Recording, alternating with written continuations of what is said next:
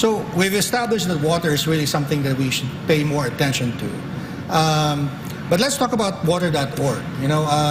What is the intervention that you hope to do with water, and maybe how did it start with, among all people, right? Yes. Matt Damon, who's better known for his Hollywood work. Yes. So water.org has been in existence since 2009.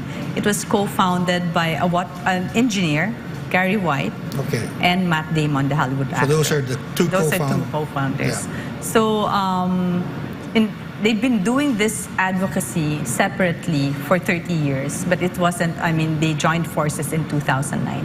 In the Philippines, it started its operation in 2014.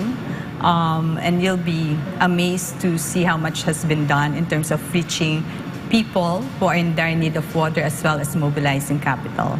So what is water.org about? It's an NGO, but it's not a charitable organization. What motivated me to be part of this is it provides a sustainable, market-driven solution. So what does that mean? So and there are two parts of the model. One as we call water credit, wherein we try to reach the bottom of the pyramid, those households earning like $6 and below. As you know, if you talk about water and pipe, the connections are done mostly around the community, but it doesn't lead to the household. You have the meter and the pipes that need to go to the household to be able to have access to water, and that's not funded by anyone. Okay. So that's separate. That's right? Paid for by the household, right? Yeah. So you talk about households that are earning $6 and below. What's important to them is able to really do things in sachet approach, right? Piecemeal, right? And then they don't have a credit record to speak of. So how can a financial institution have the confidence to lend to them, especially in this environment?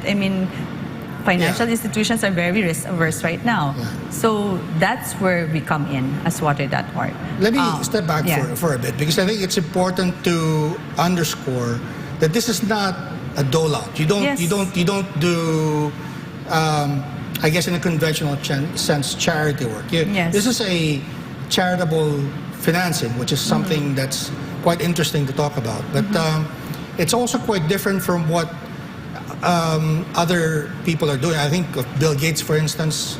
He's taken on this issue, but I think his work is more on the R&D with the types of latrines that will work in third world countries. But this is taking on existing technologies, but enabling people to afford the technology that exists in their countries. Is that right? So it's more of like a financial product, right, rather than a technology solution. So it's a financial. So you help households to be able to afford. We help households to have an access to a financial institution or access to finance, so that they can afford to install that in their house. Pipes and afford that meter to be attached to their household. So your customer in the Philippines are not exactly households, but is it governments, financial institutions, or it's both? More of so on the one side of the equation, it's the lowest income family, the bottom of the pyramid. We work with financial institutions. Mostly for now, it's microfinancial institutions. Because I've met not the big commercial banks. Not yet. So, but point being is that these households don't have credit footprint. Right. It's the first That's what time you were saying. They need the money, but they don't have the credit history. Yes, they don't have the credit history. Especially today, like what I said, in a risk environment, the more financial institutions are very risk averse. So with water.org, connecting them as what may probably, in my own words, as the honest broker, vouching for them, then it opens the doors for this lowest income family to take that first step towards a financial relationship with financial institutions. It may seem like a very basic thing. It's just a loan product dedicated to water and sanitation. But for the most part, financial institutions don't have this kind of products.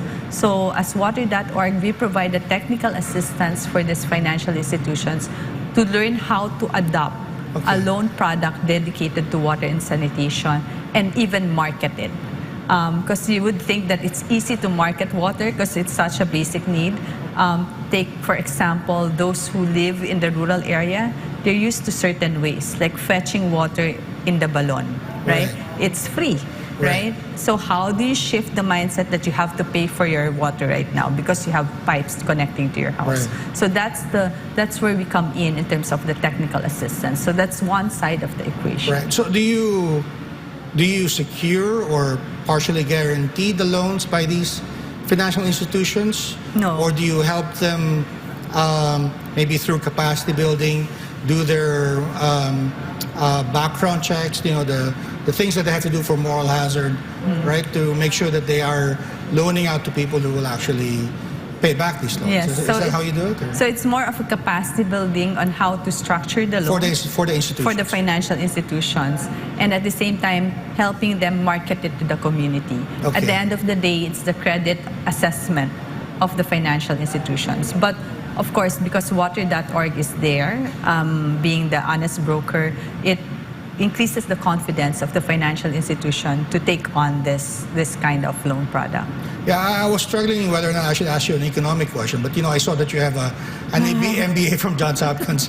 Oh, but I think the basic question for some people is, why is it not free? And of course, I know the answer. It shouldn't be free because it's not sustainable, but maybe it should come from you. But definitely, it's not going to be sustainable.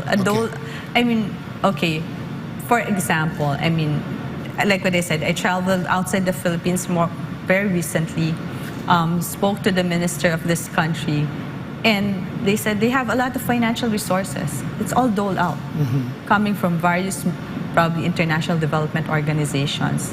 But when it's a dole out, it becomes a fragmented approach, or it's taken for granted without a sustainable mindset or a coherent approach towards solving the issue. So it becomes a fragmented situation wherein, it's not going to be sustainable at all. Right. So tell us about the work of water.org in the Philippines. You talked about how it started worldwide. Is it new? Has it been around for a while? Or are there parts of the country where it's a little bit more established that people now can seek you out maybe for this funding assistance? So we've been here since 2014. Okay. To date, we have reached out probably 6 million people in the Philippines to have access to safe water. We've mobilized around close to $250 million in terms of capital, which means mobilized through the financial institutions we work with. So I mentioned one product, water credit, wherein we work with the financial institutions. There's another side of the equation where we work with the utilities, the smaller utilities. Because as you know, the smaller utilities, look at them as a micro, small, medium enterprise. Wherein probably micro, small enterprise, wherein they don't have the right skill set to keep their books, and their operational efficiencies are not there. So that being said, we come in form of technical assistance to coach them, to teach them how to do it right. As a result, it enhances their bankability, which means their attractiveness to investors or financial institutions so that they can lend, they can borrow to expand their operations. So those are the two business models we have in the Philippines. As I've mentioned, we've done a lot in terms of results. In terms of the bigger players, we're starting to explore working with them now. Because, like for instance, big players like Manila Water, Maynilad, they can work on the pipes that are around the community, but to bring it to the household level, there's a gap there where we can add value. Right, that's very interesting.